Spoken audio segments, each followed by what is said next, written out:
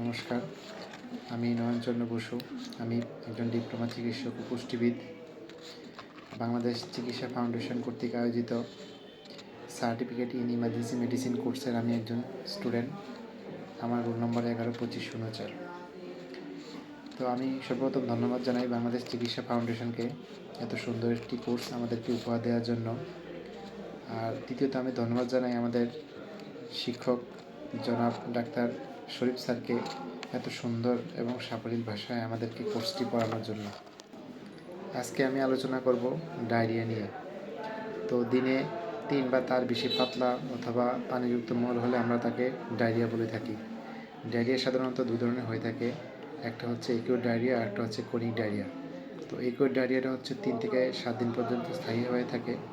Acute ডায়রিয়ার ক্ষেত্রে আরেকটা প্রকার হচ্ছে একিউট ব্লাডি ডায়রিয়া, যেটার সাথে রক্তের সাথে পাতলা পায়খানা হবে অথবা সাথে জ্বর থাকবে। তো আরেকটা হচ্ছে ক্রনিক ডায়রিয়া, যে ডায়রিয়া 4 সপ্তাহ পর্যন্ত স্থায়ী হয়ে থাকে। তো ডায়রিয়ার জন্য অনেক কারণে দায়ী। সবচেয়ে বেশি যে কারণটা তা হচ্ছে ভাইরাসজনিত কারণ। বিশেষ করে রোটা ভাইরাস ডায়রিয়া খুবই পরিচিত। বর্তমানে শীতের সিজনে বাচ্চাদের বেশি হয়ে থাকে। এছাড়া ব্যাকটেরিয়াজনিত ডায়রিয়া, পরজীবী সংঘটিত ডায়রিয়া অথবা খাবারে অ্যালার্জির কারণে ডায়রিয়া হতে পারে। কোনো ব্যথানাশক ওষুধের সাইড এফেক্ট হিসেবে ডায়রিয়া হতে পারে। যাদের ইরিটেবল বাউল সিনড্রোম আছে বা অতিরিক্ত মশলা জাতীয় খাবার খেলেও ডায়রিয়া হতে পারে।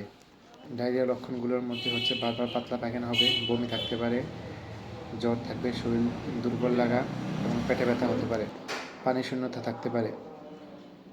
ডায়রিয়া প্রতিরোধের জন্য খাবার আগে এবং টয়লেট ব্যবহারের পর অবশ্যই সাবান দিয়ে ভালো মতো হাত ধুতে হবে। যে কোনো সবজি রান্নার আগে ভালো মতো ধুয়ে এবং ভালো মতো সিদ্ধ করে খেতে হবে। ফলমূল খাওয়ার আগে ভালো মতো ধুয়ে খেতে হবে। বাইরের খোলা খাবার খাওয়া থেকে বিরত থাকতে হবে। সবাইকে পার্সোনাল হাইজিন মেনটেনের জন্য সচেতন করে তুলতে হবে। ডায়রিয়ার চিকিৎসার মূলত প্রথম ধাপে হচ্ছে খাওয়ার স্যালাইন দিয়ে। তাই ডায়রিয়া হলে যত দ্রুত সম্ভব খাওয়ার স্যালাইন খাওয়ানো যাবে, তত এই রোগীকে ক্রিটিক্যাল কন্ডিশনের হাত থেকে বাঁচানো যাবে। তাই 1 লিটার পানিতে 1 প্যাকেট খাওয়ার স্যালাইন গুলে প্রতিবার পায়খানার পর থেকে 250 থেকে 500 ml খাওয়ার স্যালাইন দিতে হবে। এর পাশাপাশি ডাবের পানি, কলা, প্রোবায়োটিক সমৃদ্ধ দই খাওয়া যেতে পারে। ভাতের মারও এক্ষেত্রে ভালো উপকার পাওয়া যায়।